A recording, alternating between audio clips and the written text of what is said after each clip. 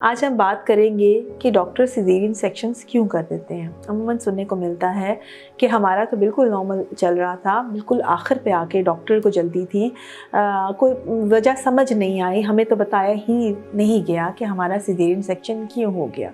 आज हम इसी सूरत हाल पे बात करेंगे। मैं यहाँ पे आपको एक बात वाज़ेह करूँ कि हमेशा जब भी आपका डॉक्टर आपको सिजेरियन सेक्शन एडवाइस करता है, ज़्यादा चांसेस हो कि उसकी कोई इंडिकेशन होगी, उसका कोई ना कोई रीज़न होगा। मोस्ट ऑफ द डॉक्टर्स फालतू में सिजेरियन सेक्शन नहीं करते, लेकिन उसकी कोई ना कोई इंडिकेशन, कोई ना कोई रीज़निंग होती है जो शायद जल्दी में वो आपको बताना भूल जाते हैं या वो आपको बताते हैं लेकिन क्लियर नहीं हो पाते हैं। तो ऐसी सूरत हाल में जब कभी भी ऐसी सूरत हाल डेवलप होती है, ये बड़ा ज़रूरी है कि आप अपने डॉक्टर से पूछें कि वो आपका सिजेरियन सेक्शन क्यों रिकमेंड कर रहे हैं, ताकि आपको ये बाद में ये दुख ना हो या ये रिग्रेट ना हो कि हमें नहीं पता कि हमारा सिजेरियन सेक्शन क्यों कर दिया गया और हमारा जो है वो तो बिल्कुल नॉर्मल चल रहा था। ऐसी सूरत हाल में लोगों को डाउट्स होना शुरू हो जाते हैं डॉक्टर के ऊपर कि शायद डॉक्टर पैसे की वजह से या टाइम की शॉर्टेज की वजह से या अपनी आसानी की वजह से किसी वजह से सिजेरियन सेक्शंस कर देते हैं। तो इस सूरत हाल में आपका राइट है कि आप अपने डॉक्टर से पूछें कि वो आपका सिजेरियन सेक्शन क्यों प्लान कर रहे हैं।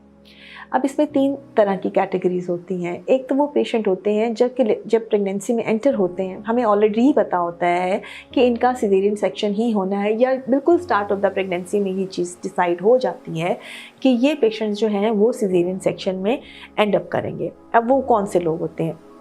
वो लोग जिनके ऑलरेडी सिजेरियन सेक्शन स्पेशली एक से ज़्यादा हुआ होते हैं, 2 या 2 से ज़्यादा सिजेरियन सेक्शन हुए होते हैं, तो वो नॉर्मल डिलीवरी की तरफ नहीं जाते हैं। अगर वो गलती से, हमने ऐसे केसेस भी देखे हैं जो इस गलतफहमी में किसी न किसी के चक्कर में आ जाते हैं, ज़्यादातर अनट्रेन्ड लोगों के चक्कर में आ जाते हैं कि हम आपका नॉर्मल डिलीवरी करवा देंगे, और वो बहुत सख्त कॉम्प्लिकेशंस के साथ फिर हॉस्पिटल्स में प्रेजेंट करते हैं जहाँ बेबी का भी लॉस हो गया होता है और मदर भी जो होती है वो बिल्कुल कॉम्प्रोमाइज्ड कंडीशन में आती है और उसमें अमूमी तौर पर बच्चेदानी फट चुकी होती है। सो जहाँ पे 2 या उससे ज़्यादा सिजेरियन सेक्शंस है, वहाँ पे नॉर्मल डिलीवरी कभी भी डिसाइड नहीं होती है।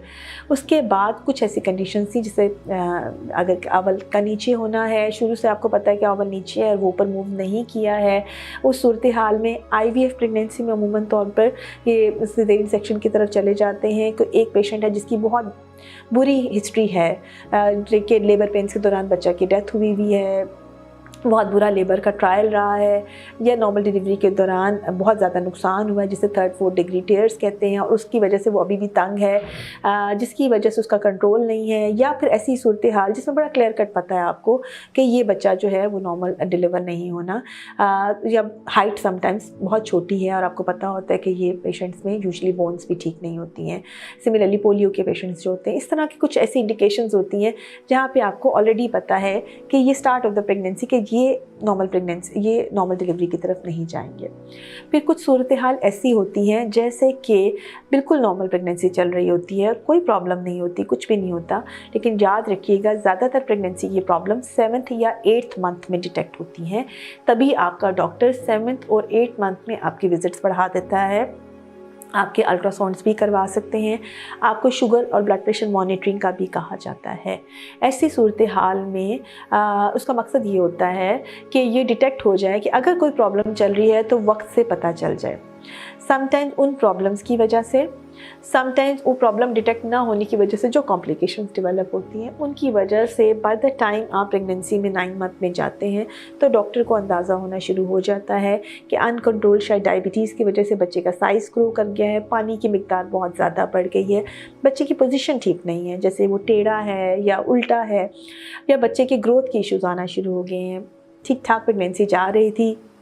जैसे 8वां महीना ख़त्म हुआ, 9वां स्टार्ट हो गया तो बच्चे का पानी कम हो गया है, बच्चे का ग्रोथ उस तरह से नहीं शो हो रही है। बच्चे की ग्रोथ रिपीटेड स्कैन पे पता लगती है, जैसे 2 से 3 हफ्ते के गैप के साथ जो अल्ट्रासाउंड कराया जाता है उस पर आप स्कैन कराते हैं, लेकिन बच्चा अभी भी 8 महीने का ही शो हो रहा है। ऐसी सूरत हाल में कुछ सूरत हाल में तो खैर थोड़ा सा रिस्क लेके नॉर्मल डिलीवरी पॉसिबल है, लेकिन ज़्यादातर सूरत हाल के अंदर अगर आप रिस्क नहीं लेना चाहते तो डॉक्टर आपको सिजेरियन सेक्शन का मशवरा दे देता है या फिर आपको ऑप्शन दे देता है देता है कि आप देख लें, आपने नॉर्मल की ट्राई करनी है, चांसेस कम है, लेकिन आप लेना चाहते हैं तो वो आपको ऑप्शन दे देता है। कुछ चांसेस ऐसे होते हैं जिसमें वो आपको ये ऑप्शन नहीं देता, जैसे अगर बच्चा बिल्कुल टेढ़ा है, बच्चे का पानी बिल्कुल ख़त्म हो गया है, या आपको जब आप उसकी CTG करते हैं वो आपको इतनी रिएक्टिव नहीं लगती, आपको इतनी अच्छी नहीं लग रही होती, तो ऐसी सूरत हाल में वो आपसे सिजेरियन सेक्शन का ही कहता है। ये वो लोग होते हैं जो बिल्कुल थ्रू आउट एक नॉर्मल प्रेगनेंसी चला रहे होते हैं और एंड पे जाकर इनमें ये कॉम्प्लिकेशंस डेवलप होती हैं। लेकिन लेबर पेन स्टार्ट होने से पहले, दर्दें शुरू होने से पहले ये चीज़ डिसाइड हो जाती है कि इनमें नॉर्मल डिलीवरी रिस्की है या पॉसिबल नहीं है, और बेहतर है कि बेबी के लिए भी सेफ़ है या मदर के लिए सेफ़ है, तो आप सिजेरियन सेक्शन ऑप्ट कर लेते हैं। फिर कुछ ऐसी सूरत हाल होती हैं जो कि डाउटफुल होती हैं। उसमें ये होता है कि बच्चा आपको माँ के हिसाब से बड़ा लग रहा होता है, बच्चा जो है वो बिल्कुल हाई होता है, स्पेशली पहली प्रेगनेंसी है और बच्चा बिल्कुल भी आपकी बोन्स को क्रॉस नहीं किया, बिल्कुल ऊपर है, और आपकी जो एग्जामिनेशन जब डॉक्टर आपको करती है और वो आपसे कहती है कि आपका टाइम पूरा हो गया है और फाइंडिंग्स अच्छी नहीं है, और ये ज़्यादा चांसेस है कि ये अगर हम आपको पेंस नहीं लगाते हैं तो ये फेलियर की तरफ आप चले जाएंगे। ऐसी सूरत हाल में वो आपको ऑप्शन दे देते हैं कि आपने ट्रायल की तरफ जाना है या नहीं जाना है। देन ये आप दोनों का म्यूचुअल, डॉक्टर का और पेशेंट का डिसीजन होता है कि वो ऐसे पेशेंट को जिनमें चांसेस कम लग रहे हैं वो ट्रायल देना चाहते हैं या नहीं देना चाहते। समटाइम्स वो ट्रायल दे देते हैं एंड देन सिजेरियन सेक्शन की तरफ चले जाता है। इसमें डॉक्टर का एक्सपीरियंस बहुत ज़्यादा मैटर करता है, लेकिन इसमें भी फाइनल डिसीजन पेशेंट का ही होता है कि वो सब कुछ जानते हुए, सारी प्रॉब्लम्स को समझते हुए ही ऑप्ट करता है सिजेरियन सेक्शन को। क्योंकि अब सोशल मीडिया का दौर है, अब लोग नॉलेज एक दूसरे के साथ शेयर कर रहे होते हैं, लोग गूगल करके आते हैं, लोगों को अपनी बहुत सारी इंडिकेशंस पता होती है। समटाइम्स वो अननेसेसरी वरीड होते हैं, समटाइम्स उन बातों पे सिजेरियन सेक्शन कह रहे होते हैं जो कि बनता नहीं है, समटाइम्स किसी के एक्सपीरियंस की वजह से कह रहे होते हैं, यानी किसी ने एक्सपीरियंस शेयर कर लिया, किसी के बच्चे के साथ कुछ ऐसा हो गया होता है, किसी न किसी की डिलीवरी डिफ़िकल्टी हुई होती है और वो इस एक्सपीरियंस की बेस पर सिजेरियन सेक्शन चाह रहे होते हैं। बेहतर ये होता है कि हमेशा ये मशवरा डॉक्टर के साथ करने के साथ आप डिसाइड करें। ये हमेशा डॉक्टर नहीं होता जो कि आपको सिजेरियन सेक्शन का कहता है, ये समटाइम्स आपके रिलेटिव्स भी होते हैं जो उनकी डिस्कशन होती है, आपके हस्बैंड होते हैं, आपकी सास या मदर हो सकती हैं, या आप खुद बहुत ज़्यादा स्केयर्ड होते हैं। इसमें जब आपको डॉक्टर एग्जामिन करता है, एग्जामिन करने के बाद वो आपको आपके चांसेस बताते हैं कि आपके नॉर्मल डिलीवरी के चांसेस बहुत अच्छे हैं, आप ट्राई कर लीजिए। और ऐसी सूरत हाल में बस मैंने तो ये देखा है कि 100% अगर आपको चांसेस अच्छे लग रहे हैं तो 100% नॉर्मल डिलीवरी हो जाती है। अगर आपको डॉक्टर कह रहा है कि आपके चांसेस अच्छे हैं, प्रोवाइडेड कि आपकी बेबी की हार्ट भी ठीक रहती है, तो नॉर्मल डिलीवरी के चांसेस ऑलमोस्ट 100% होते हैं। लेकिन अगर आपको डॉक्टर डाउटफुल होता है और आप खुद भी नहीं ऑप्ट करना चाह रहे हैं तो देन डेफिनेटली आप ऑलरेडी लेबर स्टार्ट होने से पहले ही सिजेरियन सेक्शन डिसाइड कर देते हैं। फिर कुछ सिजेरियन सेक्शन होते हैं जो कि लेबर में डिसाइड होते हैं। अब ये सबसे ज़्यादा कंफ्यूजिंग होते हैं, शायद बात करने का टाइम नहीं मिलता डॉक्टर को, मरीज़ के साथ इतना ज़्यादा डिसीजन का टाइम शॉर्ट होता है, या पेशेंट ऑलरेडी लेबर पेन्स लेकर नॉर्मल डिलीवरी की होप कर रहा होता है, घर वाले सारी इस उम्मीद में होते हैं कि हमारी नॉर्मल डिलीवरी हो जाएगी। तो मैंने सबसे ज़्यादा अनसेटिस्फाइड पेशेंट वो देखा है जो कि लेबर में, जिनका हम सिजेरियन सेक्शन करते हैं, वो काफ़ी परेशान होते हैं और बाद में भी वो इस ट्रॉमा से, इस मेंटल टेंशन से निकल नहीं पाते कि हमने तो बड़ी कोशिश की, कहाँ फॉल्ट हो गया, कहाँ मसला हो गया कि हमारा सिजेरियन सेक्शन हो गया। वो क्या सूरत हाल होती है, उनमें कुछ सूरत हाल तो ऐसी होती हैं जैसे कि बच्चे की हार्ट बीट ख़राब हो जाना। उस वक्त आपके पास कोई ऑप्शन नहीं होती, ना डॉक्टर के पास ऑप्शन होती है,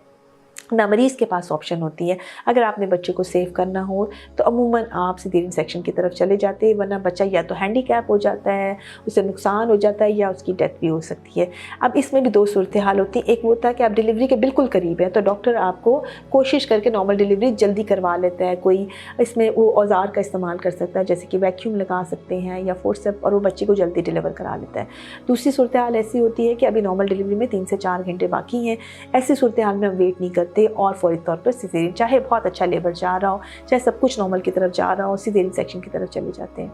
फिर कुछ सूरत ऐसी होती हैं जिसमें पेशेंट को डिस्पाइट सारी मेडिसिन देने के एडिक्वेट पेन्स नहीं आती हैं,